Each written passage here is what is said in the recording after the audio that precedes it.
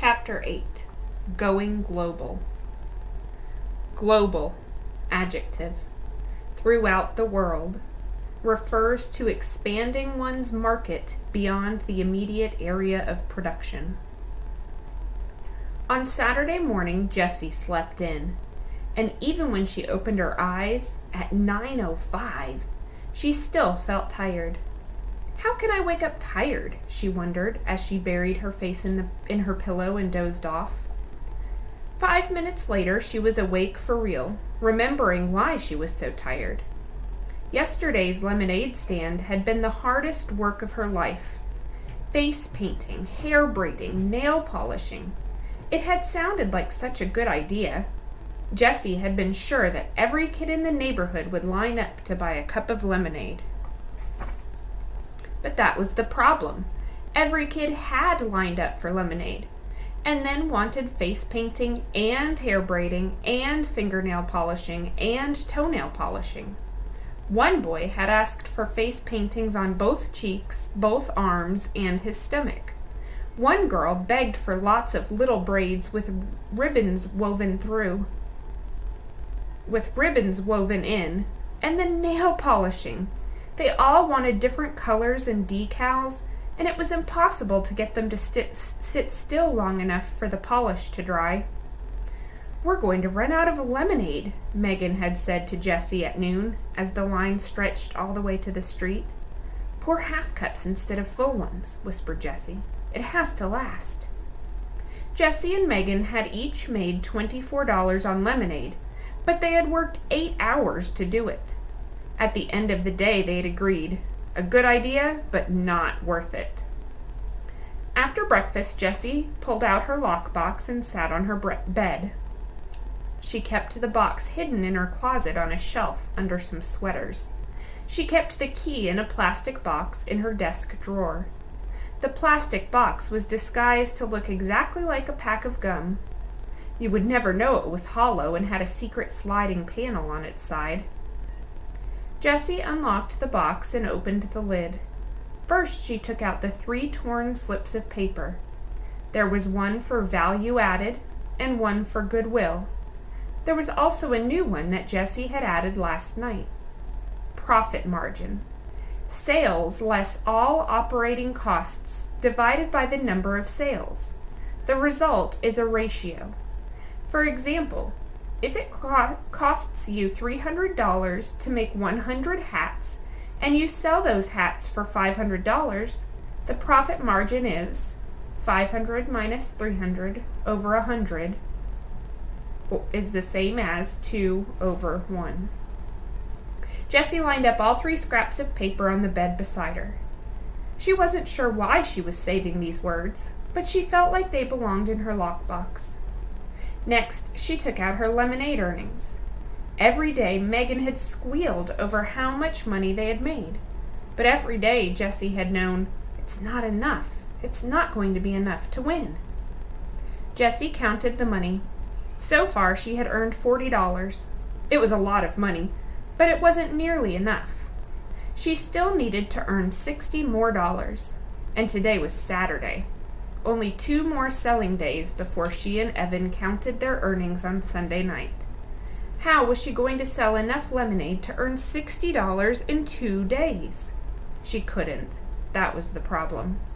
No kid could earn $100 in just 5 days by selling lemonade.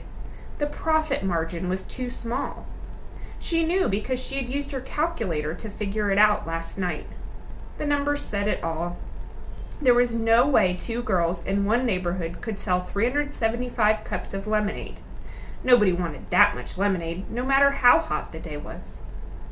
Jessie looked at the money in her lockbox and the page of calculations on her desk. Any other kid would have quit, but Jessie wasn't a quitter. Profit margin for 1 can of lemonade, 8 cups. Sales.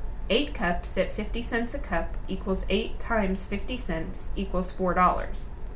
Operating costs. Lemonade cost equals $1.25. 8 paper cups cost 15 cents. Total operating costs equals $1.40. Number of sales. 8 cups equals 8 sales. Profit margin, $4 minus $1.40 divided by 8 equals $2.60 divided by 8 equals 0.325 divided by 1. So this means for every 1 cup of lemonade sold, we earn about 32 cents. I get half the profit, and Megan gets half the profit. That means I earn about 16 cents for every cup we sell. I need to earn $60 to beat Evan.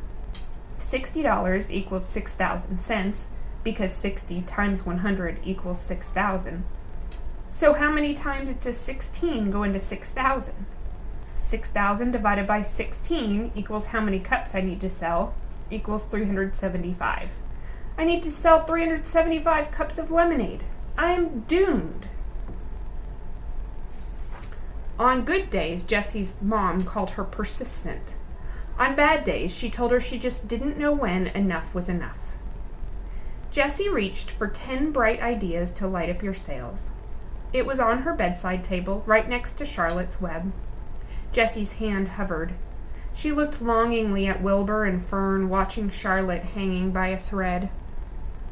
But this was war, and she couldn't stop to read for fun.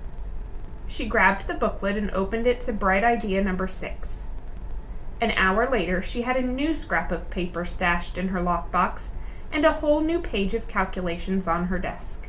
It might work. It could work. But she and Megan would have to risk everything they'd earned over the past 3 days. And Jessie would have to be braver than she had ever been in her whole life. Jessie carried her lockbox and calculations downstairs.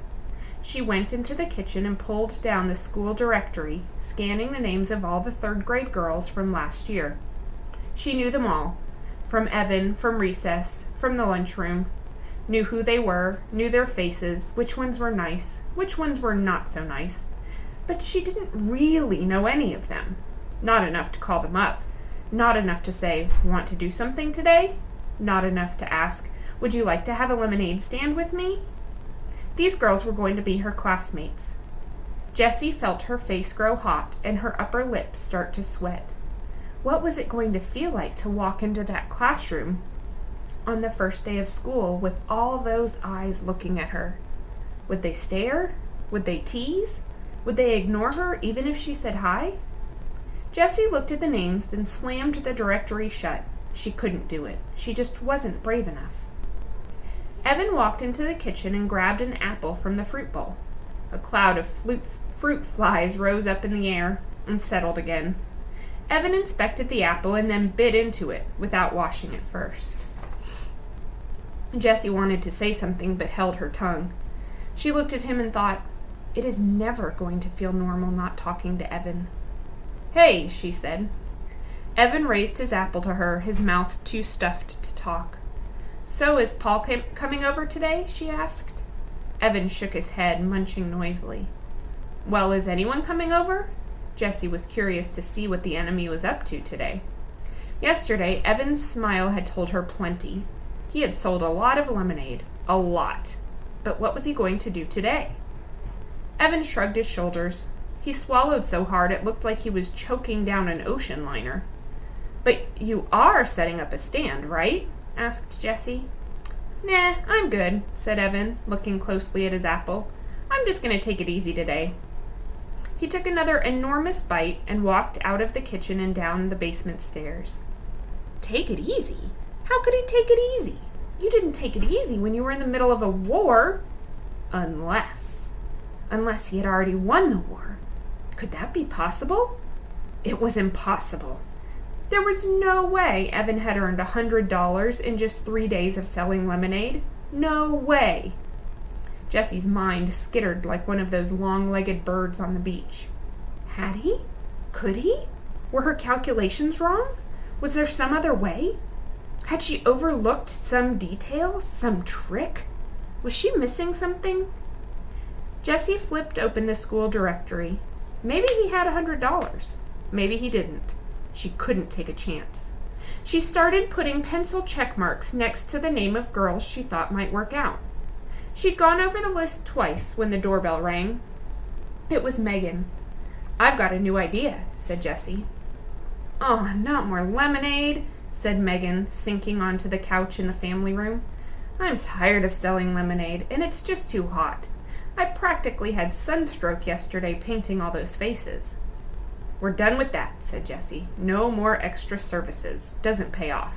But here's an idea. Forget lemonade. Let's go to the 7-Eleven, said Megan. Is Evan home? We could all go. No, he's not home, said Jessie, eyeing the door to the basement. She needed Megan to be on board with her plan. She needed Megan to make the phone calls.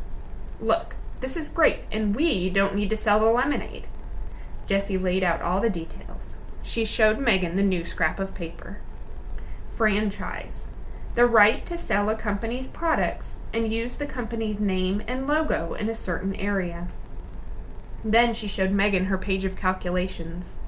At first, Megan buried her head under a pillow, but then she poked her head out like a turtle and started to listen for real. This sounds like a pretty good plan, she said, but is it really going to work? Jessie looked at her calculations. She'd done them twice. It should, she said. I really think it should. She frowned, suddenly not so sure of herself. It's a big upfront investment and a lot of work organizing everybody, but once they're set up, we should just be able to sit back and watch the money roll in. The key is spreading everybody out so there will be plenty of customers. We'll need at least 10 girls. 15 would be better. That's the whole 4th grade class, said Megan, looking doubtful. How are we going to get them to do this? Well, you could phone them all up, said Jessie. She handed Megan the school directory open to the 3rd grade page. Me? Said Megan. Why me? Because they know you, said Jessie. They know you too. Yeah, but they like you. Megan shook her head. Not all these girls are my friends. Even the ones that aren't your friends, they still like you. Everybody likes you, Megan. Megan looked embarrassed. Oh, everybody likes you too, she said. No, they don't, said Jessie. They really don't. There was an uncomfortable silence between the two girls. Then Jessie shrugged her shoulders and said, I don't know why those girls in my class last year didn't like me. I'm hoping this year will be better. Megan tapped her fingers on her knees. You're nervous, huh? About 4th grade? She asked. Jessie thought hard. I'm worried that I won't make any new friends, she said. You know, that all the kids will think I'm just some puny 2nd grader, and that... She took a deep breath. I don't belong. Megan looked up at the ceiling for a minute. Do you have an index card? She said. Huh? She asked. Huh? I need an index card, said Megan. Do you have one? Jessie went to the kitchen desk and got an index card. She handed it to Megan. Megan started to write something on the card. What are you doing? Asked Jessie. I'm writing a comment card, said Megan. That's something you're going to miss from 3rd grade. We did it every Friday. We each got assigned a person, and you had to write something positive about that person on an index card. Then it got read out loud. She folded up the card and handed it to Jessie. Jessie unfolded the card and read what Megan had written. You're a really nice person, and you have good ideas all the time. You're fun to be with, and I'm glad you're my friend. Jessie stared at the index card. She kept reading the words over and over. Thanks, she whispered. You can keep it, said Megan. That's what I did. I've got all my comment cards in a basket on my desk, and whenever I'm feeling sad or kind of down on myself, I read through them. They really help me feel better.